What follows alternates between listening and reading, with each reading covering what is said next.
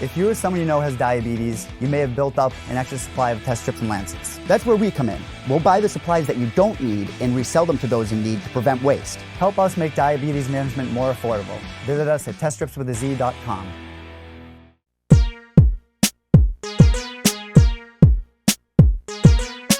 All right, Mike Heck here in Boston, Massachusetts. We just wrapped up the UFC Boston Media Day, and I had to leave, even though his brother-in-law was in front of all the cameras and all the microphones and all the media members, because Stephen Wonderboy Thompson is joining us right now. Always appreciate his time. How are you, man? Doing great, man. Feeling great and excited about this weekend, of course. Like you said, Chris Weidman is going to be facing Dominic Reyes. Main event, man, this weekend, so I'm super excited. And you got a big fight coming up against Vicente Luque at UFC 244, but we'll get to that in a moment. But, you know, talking about Chris, how much have you worked with Chris? I think at one point you had went out and trained with him. I don't know if you went to New York or he came to visit you, but how much work did you and Chris put in for this fight? Yeah, we got about a week's worth of work in, to be honest with you. I mean, he had, you know, literally his last hard week of training was the week I was up there. We were in the process of moving our gym into our new facility. So it was perfect time for me to kind of get away, get some training, get some good sparring with him, and vice versa. So, man, he's feeling strong. I'm feeling great. Obviously, I've been working with Chris Weidman since his first fight with Anderson Silva. And, you know, I benefit working with him tremendously, especially, you know, when I was facing, you know, a lot of the high-level wrestlers, Jake Ellenberger, Johnny Hendricks, even Rory McDonald, Tyron Woodley. Played a big part in, you know, training with Chris. He mentioned to the media that he feels a lot different, you know, moving up a weight class, moving up to 205. A lot of people actually felt like he should have made that move a little while before that. Have you noticed a difference? Because obviously you've trained with him over the years. Have you noticed a difference in him since jumping up and making that decision to go into 205? Yeah, man. I mean, he's a big guy. I mean, he spent a lot of his time, you know, getting his way down. That's always a big, you know, pressure on his part leading up to a fight. So, you know, I don't think, you know, having to worry about that this camp. I think it's definitely, you know, helped him, especially his psyche out just a little bit, not have to worry about that. That's just one aspect of the game he didn't have to worry about this camp. So, yeah, he should have moved up a while back.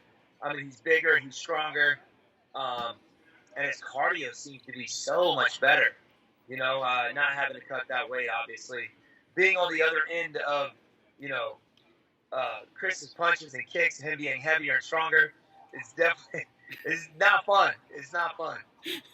And obviously, you know, we talked about you have a big fight coming up against Vicente Luque, and when I heard about this matchup, it kind of reminded me of the fight with Masvidal, because, you know, it wasn't about titles, it wasn't about rankings, it was just like a fun fight that got you jacked up. Do you feel the same way about this fight, having a guy, a surging contender, a very powerful, dangerous guy like Vicente Luque standing across the octagon from you? Oh, 100%, man. Like you said, you know, these are the kind of fights that really fire me up. You know what I'm saying? I mean, we're just going to go out there and have some fun. I'm not main event, so I don't have the pressure of being a main event.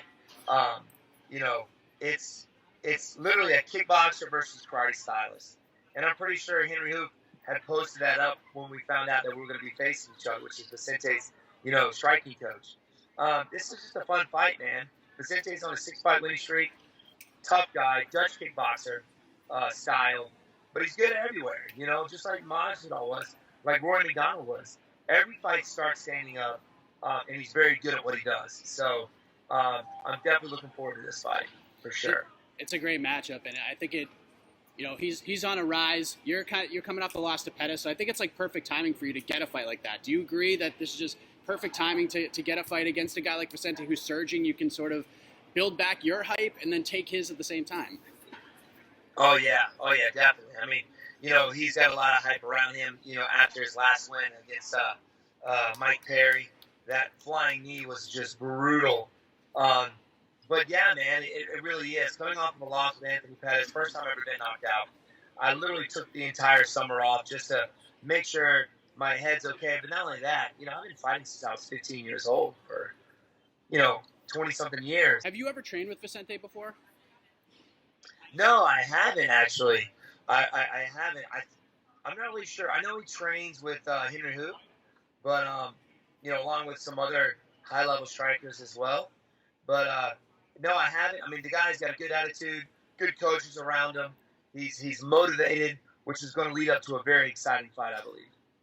How impressed have you been with him overall? I mean, obviously the win over Perry was super impressive. It was sort of a fight we all expected, but some of the other wins along the way, he's had some short notice guys come in on like 2 or 3 days notice. He's done what he's supposed to do. He's just been on a really good streak right now. Yeah. I get to see him? Yes, you do. Here he comes. Oh, is this Chris Weidman? Is it? What's up? How you doing? That's so good to see you. Dude, hey, guess what? I'm sitting here in my car, waiting on this interview, playing the game, trying to beat your score. What are you up to right now? Dude, like 250. I can't get past it. Yo, so I'm in trouble now too. So the kid in my gym, he's up to like 900 something, and you can't continue unless you're like over half the score that you got. So my record is like 800 something. So I have to get to like 500 really to be able to continue again, and I can't. Like, I'm not one even, shot. On one shot. It's so hard, man. You know what it is? It's you got to focus for a long period of time here. So your attention span has to be crisp and prepared, ready to go, and your finger has to not get sticky. Sometimes my finger gets sticky. You know what? I was wondering about that. I mean, do you like lick your hands? I do lick my fingers sometimes. I do that, and then I also, basically I lick my finger or I put like lotion on. I put some like lotion on my finger. Wow, it's like dude, you're going hardcore. It's a performance enhancer. You're going hard. Tell everybody what game we're playing right now. HOP. It's hot. It's a game from Ketchum, I think, is the name of the company. Intense. Good for focus. Very, very but good yeah, for the we're mental just talking training. about you, man. You know how you elbowed me. I was going, It's still. almost had I can't believe it's not even there anymore. I'm embarrassed. Nah, dude. Remember, it was like healed the next day. He ended up elbowing me in jiu-jitsu. Literally, first round of rolling, and he elbows me and cuts my eye. And we were rolling like literally like 10%, super light, just warming up, and somehow he decided to headbutt my elbow with his head.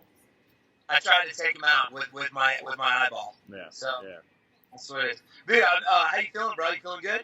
I feel good, bro. It's crazy not really having to cut weight, man. I feel great. Dude, your whole attitude that like I've been watching your Instagram, you look great, bro. Your hair looks fresh. Well, you got a nice fresh I fade. found my comb, so I'm good to go. Are the kids there yet? No, they just left the house. They're on their way now. I'm like hijacking this interview right now. Oh, that's all right. What question would you ask your brother-in-law? I mean, you know more about him than anybody else. What question would you ask him about his upcoming fight with Luque? Okay, yeah. So, let me think of like a good question here. All right. So, lay on me, Chris. Okay. Putting him on the spot here right before he has a. I got so many questions going through my mind. I got to just pick one though. Okay, so you fought a lot of different guys in your career. You were an undefeated kickboxing and karate master. So you fought so many different guys, so many different strikers out there. This guy, Vicente Luque, is more of a striker, right? Right. So he's pretty good everywhere. I mean, I watched his fight against Leon Edwards. Like, there was some takedowns and stuff going on during that fight that they both were kind of hitting on each other. I know at some point this may happen during the fight, and it usually does. This guy will take me down. I mean, same thing that Masvidal tried to do. So both very similar fighters for sure. Him and Masvidal. So it's like I'm fighting the same fight with this guy that I did with Masvidal. That's actually what I was getting to. I think out of anybody you fought, he kind of reminds me of a Masvidal, like the way he plots forward, right? And yeah. And I feel like with your style, the way you bounce and come in and out, like guys who kind of just stand there and plot forward, you read so easily, and you're able to just crack and move, and you did that against obviously Jorge Masvidal, who's also a super well-rounded mixed martial artist who's great on the ground as well. So, I'm super excited to watch you just go out there and showcase your skills. Quick, is that the bridle you got on your wrist right there? Oh, this. Oh, I'm sorry, I didn't mean to. Yeah, that is. Thanks for asking. Nice spots. Is that your one question to me? Is that what I get? Yeah. So that was my one question to you. This guy Dominic Reyes. Obviously you're moving up a weight class. From my experience, you felt stronger. Because the entire time we sparred, you guys go back and watch the YouTube, see Wonderboy Thompson, me and Chris Weidman on there. I like how you pretty much.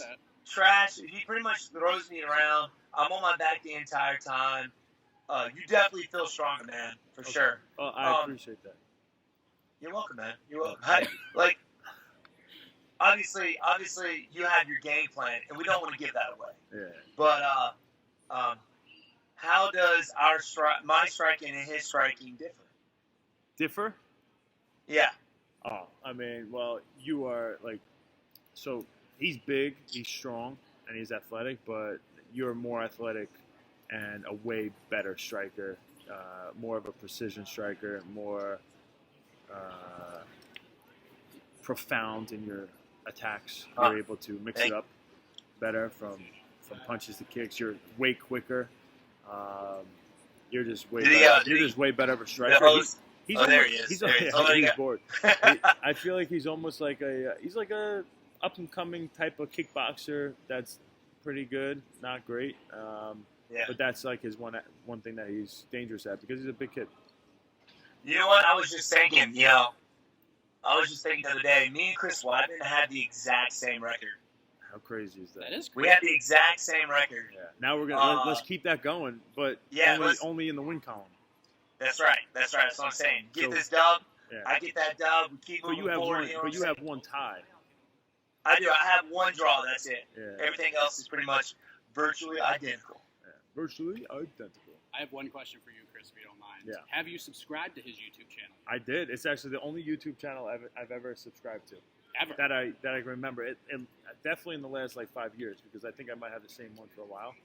But I never go on YouTube really, to be honest. But I watched that video that he put out, and his brother Tony and him, they killed it. I mean, it was awesome. His brother Tony, my sister's husband, is doing an amazing job editing the film. Dude, I gotta go, bro. Dude, during it. All right, I gotta go. Love you, brother. Have a good one, man. Yeah. Hey, we'll be watching, brother. Yeah, stay in touch, brother. Yeah, safe training. All right, man. All right, You take got care. it. Tell everybody to say what's See you, up. man.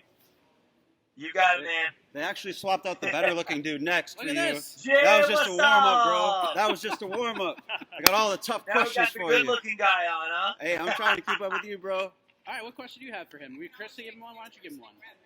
Hey, we gotta go. Hey, I'll All catch you right, soon, bro. See you, my friend. See you, Bro. brother. Take care of yourself. Yes, How sir. about that? Hey, I can't wait for the second, man. Let's go. Let's go, baby. How about that? I mean, this is like the That- celebrity interview extraordinaire right here. I Unreal. know, man. That's like the best. When I was in New York City, just about every interview that I did, he freaking bombed every one of them. He video bombed every one of them. I was like, Chris, man, what the heck? It was great, man. It's great. So what are these next couple of weeks going to be like for you before you head to New York and go through the fight week hubbub and get ready for this thing? This week and next week. This week is actually my last really, really hard sparring and wrestling and jiu-jitsu training sessions. Next week we're gonna be more focused on, just keeping the cardio level up, keeping my lungs open, and just kind of going over game plan.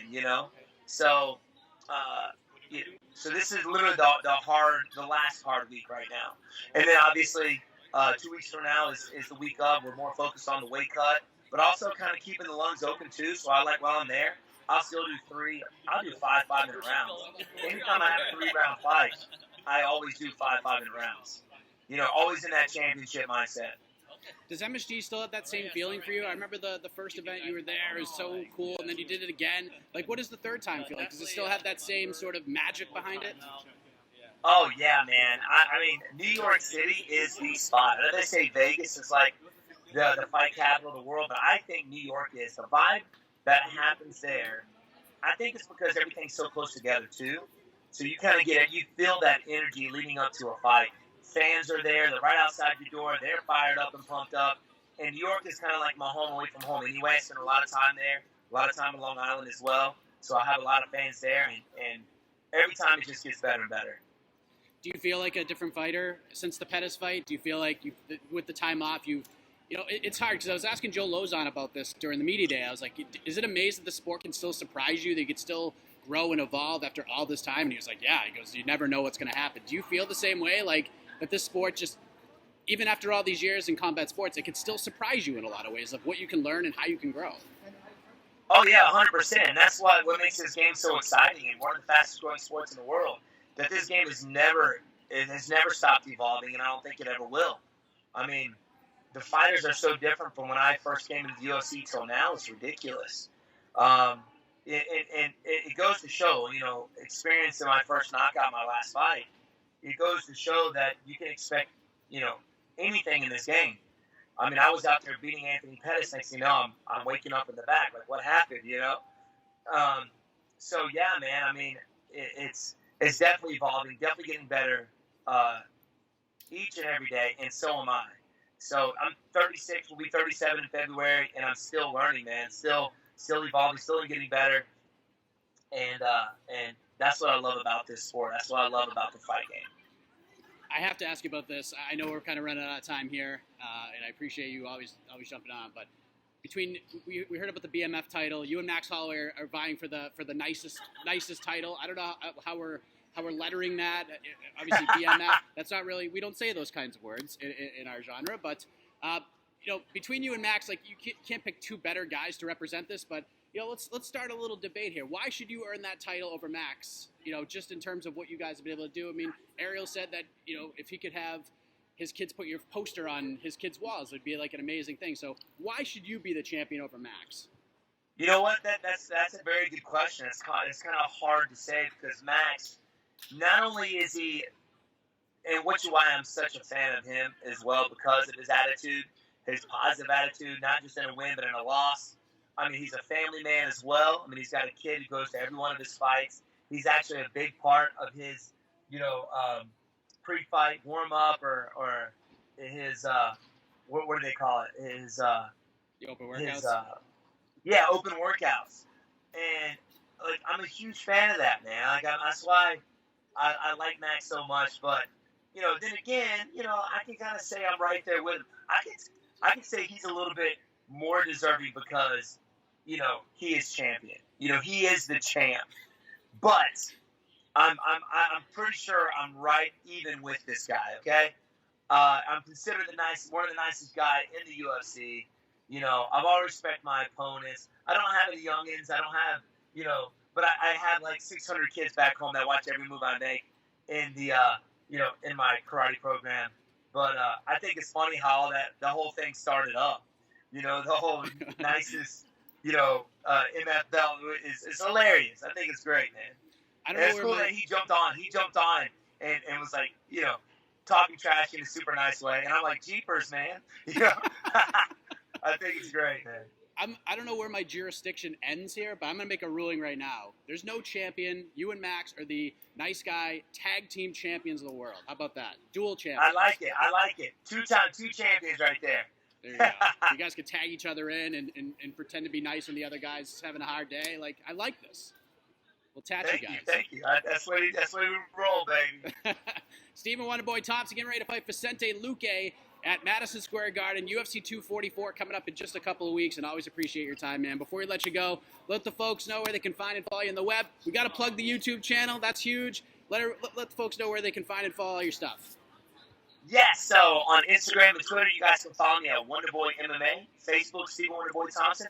Check out my new YouTube channel, Stephen Wonderboy Thompson. Our Technique Tuesdays are awesome, so check it out. But I also want to appreciate you, my friend. Thank you for having me on. Always a pleasure. Always great talking to you. Best of luck to you. I'll see you in New York, actually. We'll meet face-to-face. All right, I'll see you there, brother. All right, man. Take care. You have a good one. Thank you.